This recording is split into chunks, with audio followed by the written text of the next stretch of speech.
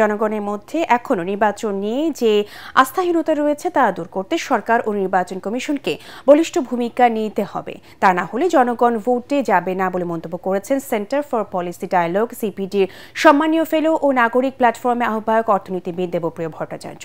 জনগণ নিরপেক্ষ প্রশাসন চায়, যা এই নির্বাচন কমিশন দিতে পারবে কিনা তা নিয়ে সংশয় রয়েছে বলেও মন্তব্য করেন তিনি।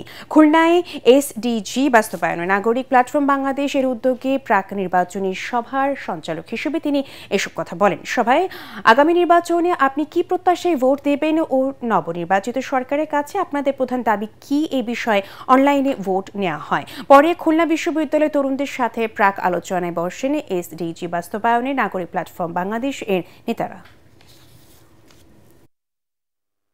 নাগরিকদের মনের ভিতরে এখনো যে শঙ্কা, এত যে ভীতি, এই ভীতি এবং শঙ্কাকে দূর করতে হবে এবং এই শঙ্কা এবং ভীতি দূর করতে হলে সরকার তার প্রশাসন এবং নির্বাচন কমিশনকে আরও বলিষ্ঠ ভূমিকায়, আরও সততার সাথে, আরও মুক্তভাবে আলোচনার মাধ্যমে এই আস্থাকে জাগাতে হবে। জনগণ যদি আস্থা না পায় তাহলে অংশগ্রহণমূলক নির্বাচন হবে না। এখনো আশঙ্কায় আছেন যে এই নির্বাচন কমিশনই যথেষ্ট যোগ্যতার সাথে সুষ্ঠু নির্বাচন একটি সম্পাদন করতে পারবে কিনা।